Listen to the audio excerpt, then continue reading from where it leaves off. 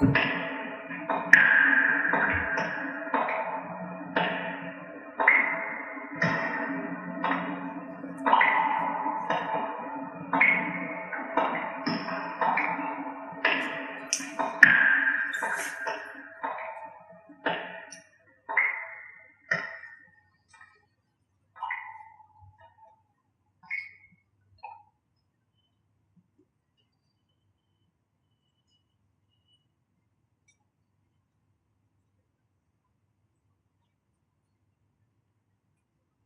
I reached the bottom of a narrow concrete stairway, I found myself in a corridor that stretched on forever.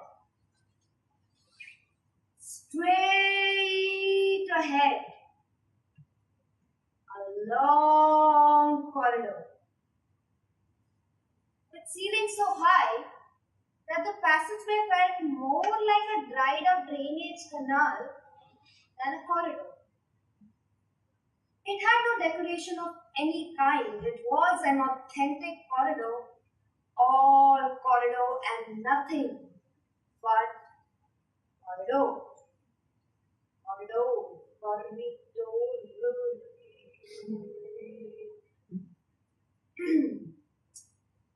The light was feeble and uneven as though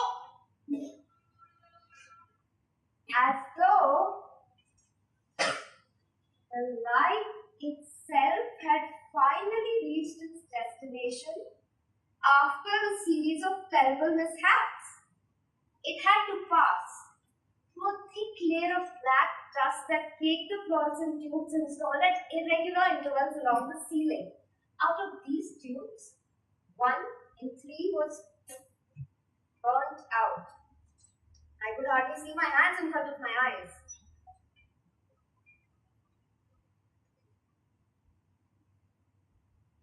And the place was silent. The only sound in the gloomy passageway was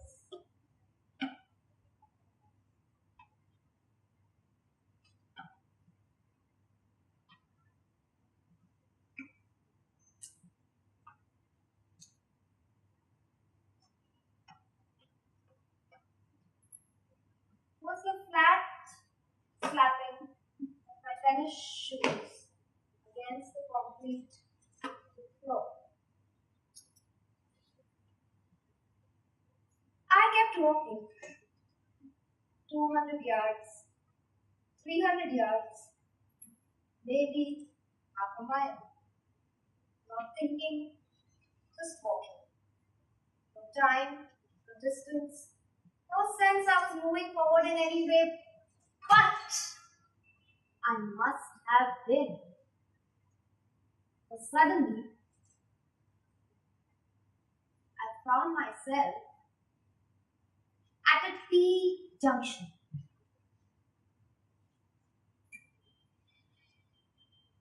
A T junction. I fished out a crumpled piece of postcard from my pocket and let my eyes wander over its message.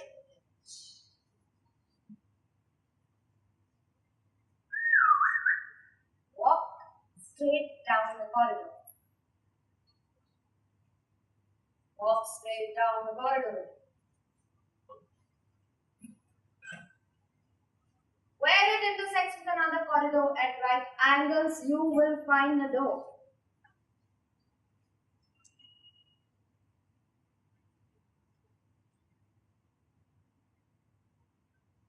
A door.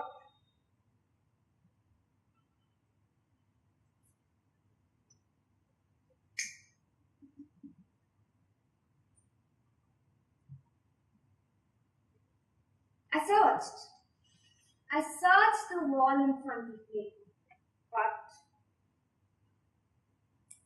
there was no sign of a door.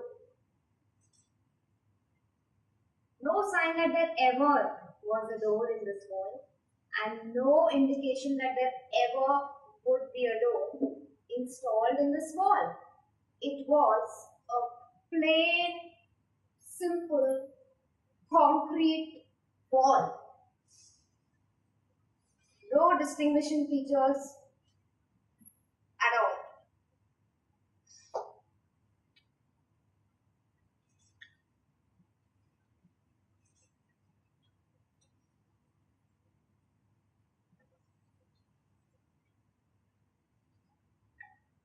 No metaphorical doors, no symbolic doors, no metaphysical doors.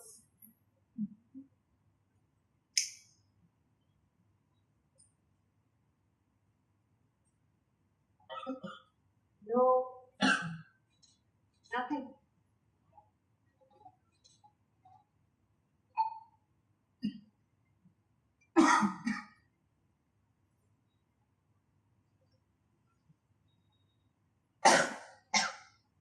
I did run my palm across the smooth stretches of the wall, but it was just a wall. Smooth, blank.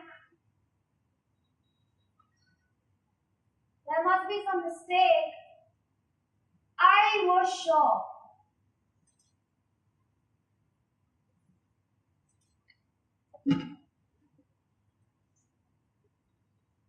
I lit a cigarette. And what was I to do now? Was I to go on, head back?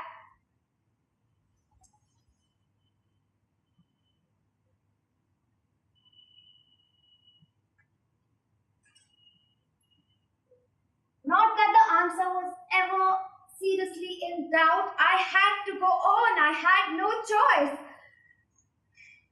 I was sick of being poor, sick of monthly payments, of alimony, of my cramped apartment, of cockroaches in the bath, of the rush hour underground, sick of everything. At last, I found a decent job. The work would be easy. The pay astoundingly good. Bonuses twice a year. Long summer vacation. I wasn't going to give up now just because I had trouble finding one lousy row. If I couldn't find the row here, I would simply keep walking till I did find it.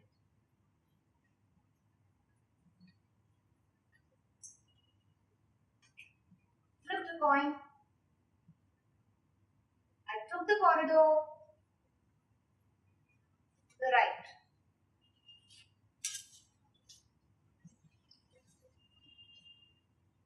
The passageway turned twice to the right, once to the left, then down 10 steps and then right again. The air here reminded me of coffee jello. It was chilly and strangely thick. I thought of the prospect of a salary and the refreshing cool of an air-conditioned office.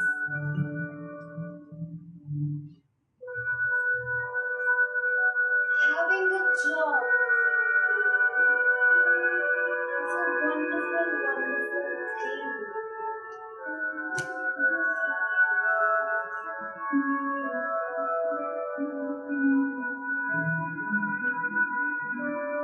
So then, within my pace, and went on down the corridor.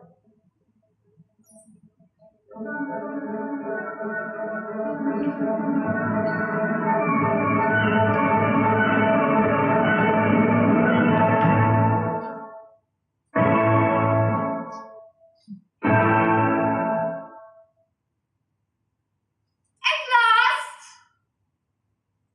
there was a door ahead.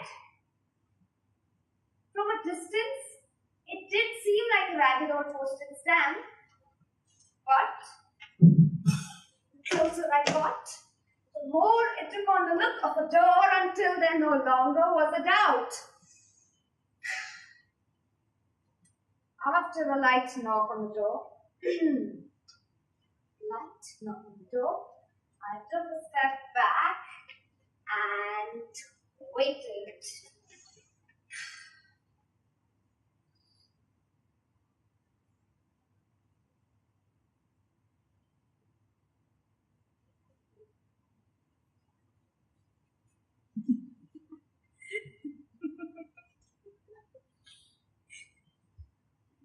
Fifteen seconds went by.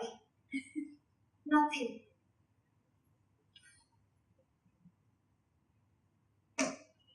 Knocked again. This time, a little harder.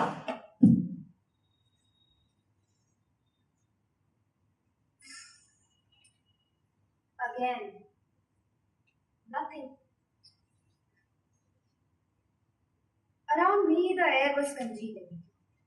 So,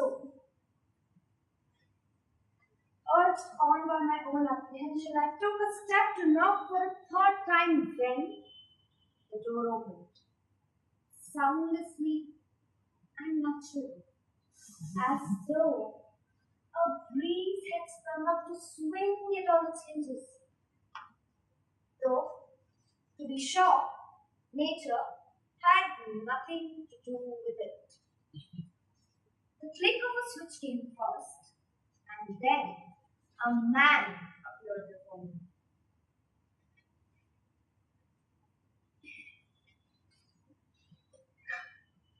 He was in his middle 20s, perhaps 2 inches shorter than me.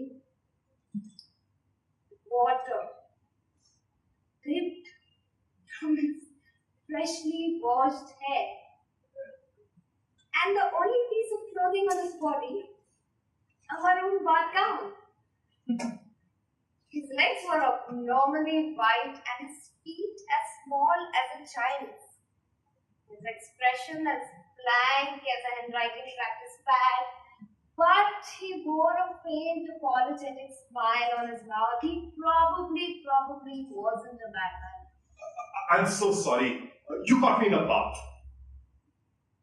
A bath? It's a rule here. We have to bathe after lunch. May I know the nature of your business? Drew the postcard from my jacket pocket and handed it to the man. He held it with his fingertips so as to avoid wetting it, and read it over several times. Sorry, I'm 5 minutes late. So, you'll be joining work here then? That's right. Funny. I haven't heard of any new hirings. I'll have to announce you to my superior. That's my job. I answer the door and I announce people to my superior. Could you please announce me then? Of course. If you just tell me the password. Password? You didn't know there was a password? Nobody told me about a password. I'm sorry, I can't help you then. My superior is very strict about this. I'm not to allow anyone who does not know the password. This was all news to me. I looked up the postcard, but it said nothing about a password. They probably forgot to write it down. The directions for getting here were a little off too. I'm supposed to start work here today. I'm sure your superior knows all about it. If you could just announce that. That's what I need the password for.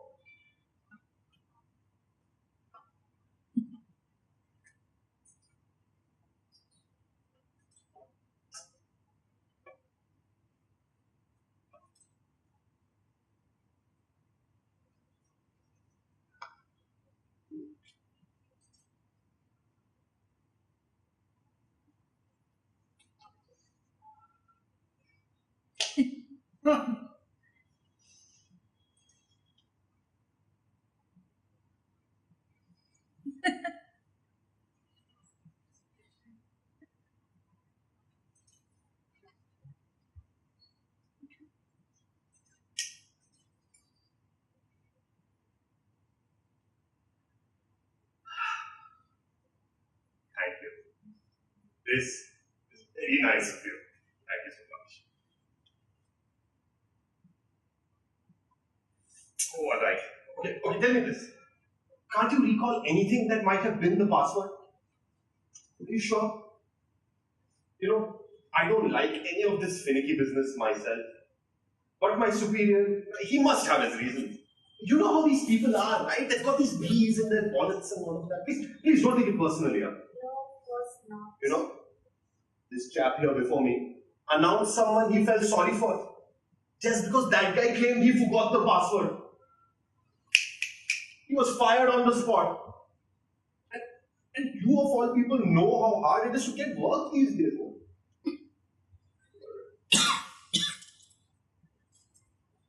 You could give me a little hint. No, I'm sorry, I can't do that. That's against the rules. Come on. What harm will a little hint do? Yes, but if it ever got out, I'd be the one in trouble. I won't tell a soul. You won't tell us all. How will they ever know?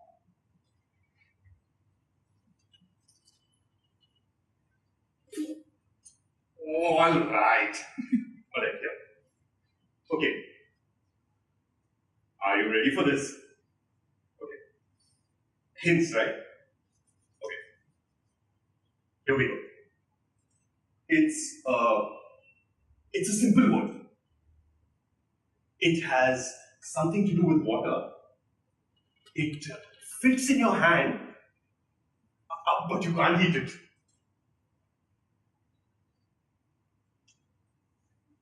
What is the starting letter?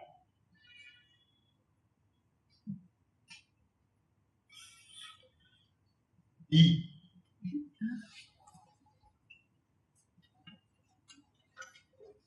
Driftwood. What? No, that's wrong. Two more. Two more what? Two more tries. I'm sorry, but I am risking a lot over here. I can't just allow you to keep on trying. Look, I really do appreciate you giving me a chance like this. But how about a few more hints? How many letters in the word, for instance?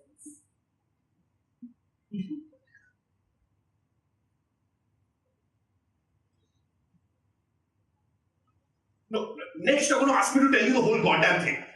No. I would never do that. Never. Just tell me how many letters there are.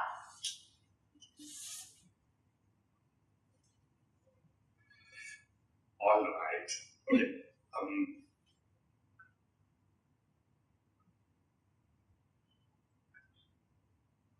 8 letters. You know what my father always told me? Give somebody your hand and they'll take your arm. Sorry.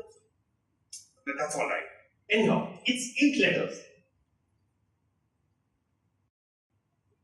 Something to do with water. That's right. It's in your hand, but you can't eat it. It's got 8 letters. Exactly. And it begins with a D.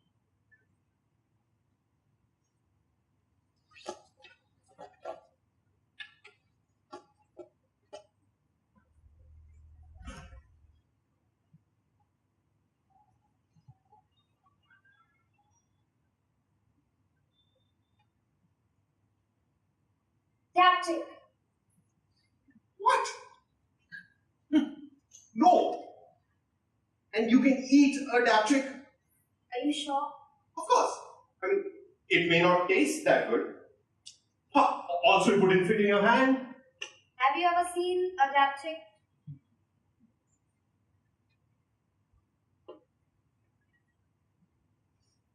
No, not really. I don't know much about birds. Especially these water birds.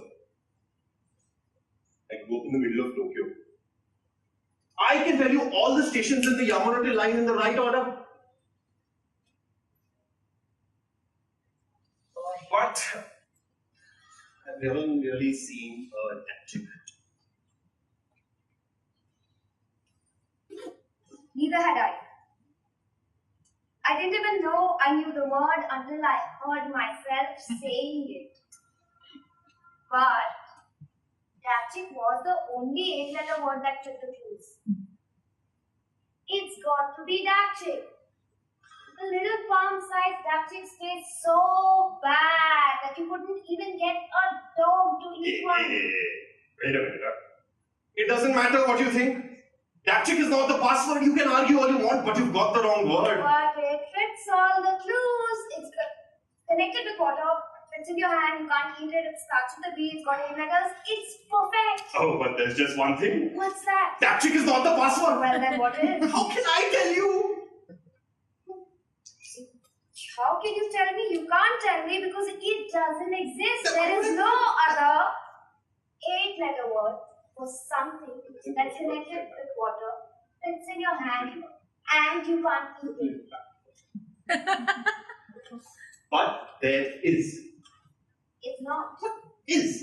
Is not. Is. Is not. Is. No. Is not. Is. Oh, Dabchick meets all the criteria. Yes, but there's just one more thing. What? Dabchick is not the password. But it is. No, there could be a dog somewhere that likes to eat palm-sized Dabchicks.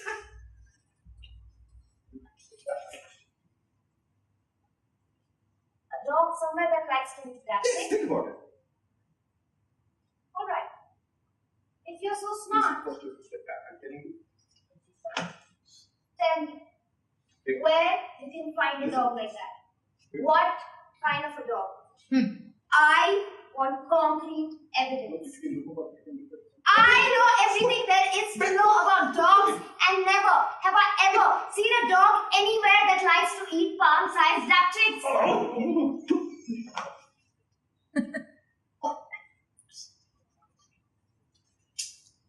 Do they really taste that bad? Awful. Just Have you ever tasted one? do you expect me to put something so revolting in my mouth?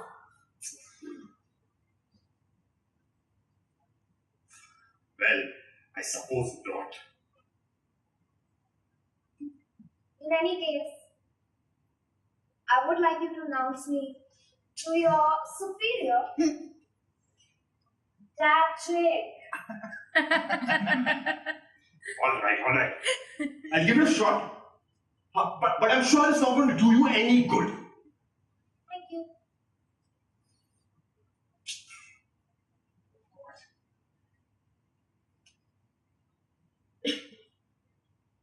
But tell me this.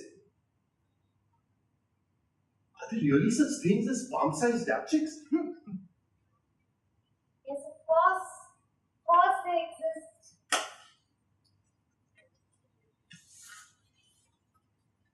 They do exist. Somewhere. Although, for the life of me, I couldn't tell you how the word popped up in my head.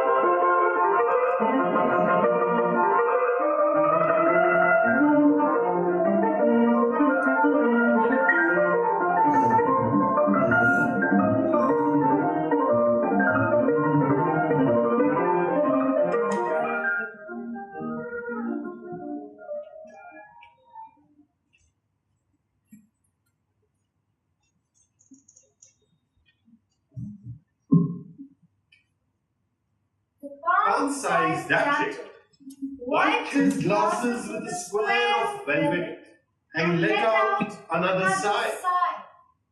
His lower right molar throbbed with pain. Another trip to the dentist, he thought. I can't take it anymore. This world is such a drag. Dentists, tax returns, car payments, broken down air conditioners. He let his head settle back against his leather-covered armchair, closed his eyes, and thought about death. Death was as quiet as the ocean bottom, as sweet as a rose in May. The palm-sized Dabchick had been thinking about death a lot these days. In his mind, he saw himself enjoying his eternal rest. Here lies the palm-sized Dabchick, read the words engraved on his tombstone. Just then, his intercom buzzed. Hearing one angry shout in the device. What? Sir, there's someone to see you, sir. Says he's supposed to join work here today. He knows the password.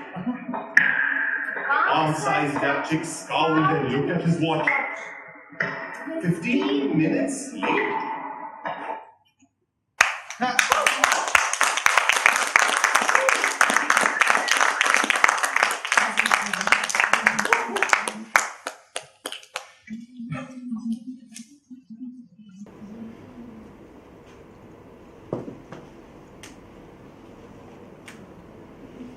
Thank you. I hope you enjoyed the performance. Did you? Thank you very much. Some acknowledgements because a lot of effort has gone into putting up this production. Priyanka Veer, we'd like to acknowledge her for her contribution to our set properties. Bird on a Wire is a theatre group and we'd like to acknowledge them for sponsoring this production in part. The backstage team, I'd like to call on stage Kiran Vallabhaneni.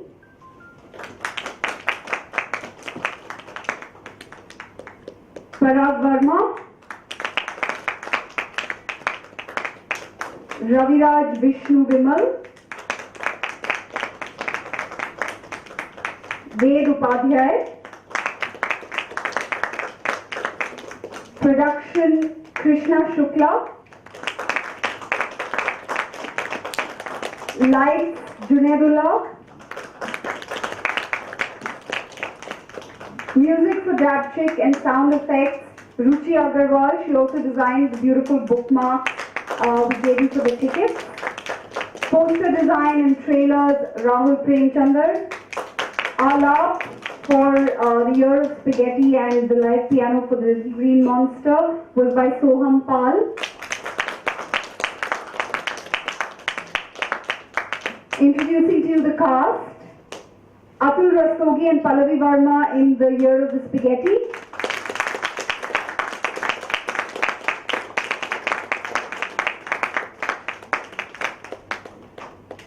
Madhuri Dempsey in the Little Green Monster.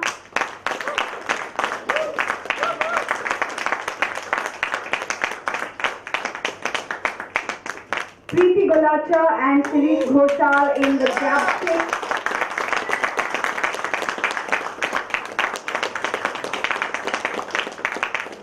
I'm Deepika Mahindra and this play was directed by Pallavi Verma of Kriti Stories.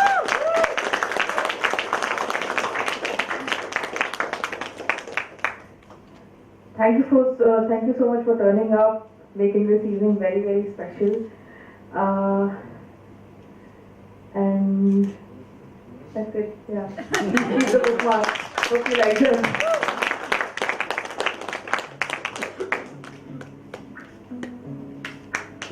Thank you.